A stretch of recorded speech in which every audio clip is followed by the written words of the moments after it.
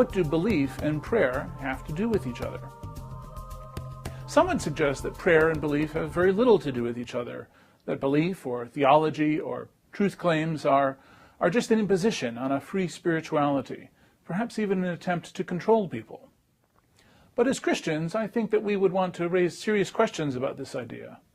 First, it seems to suggest that the spiritual has nothing to do with matters of truth.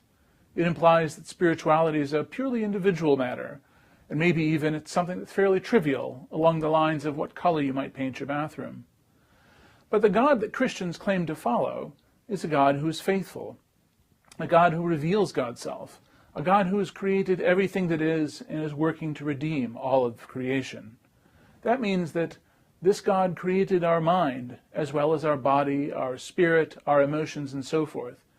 And so thinking, or believing, is not the enemy of spirituality. It's one very important part of who we are as human creatures, and is one part of how we respond to God's goodness.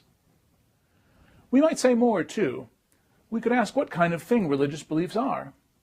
Well, on the one hand, they're not like mathematical equations, and they're not like scientific theories. On the other hand, they're more significant than the things we might call preferences, like what color you want to paint your bathroom, or what you're going to have for lunch today. They're actually in a middle ground between these two things. Now, this middle ground contains all sorts of things. In fact, I think this middle ground is where virtually everything interesting and significant about human life lies. We find here in this middle ground not only religious beliefs, but also political convictions, philosophical commitments, and the law. We don't generally find 2 + 2 = 4 interesting enough to spend a lot of time on it. We don't have engaging conversations on the color of our bathrooms. At least I don't.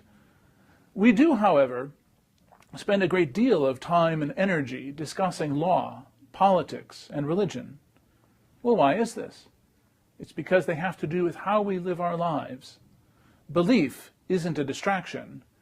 It's essential to how we live our lives. And so, for example, in America, we believe that all people should be equal before the law.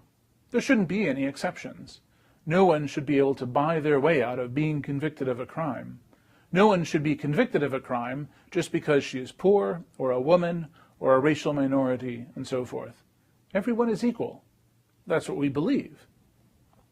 Now, sometimes these things do happen, and we're unhappy when we hear stories like this, and we work to fix things because we have this frankly metaphysical belief that we're all equal.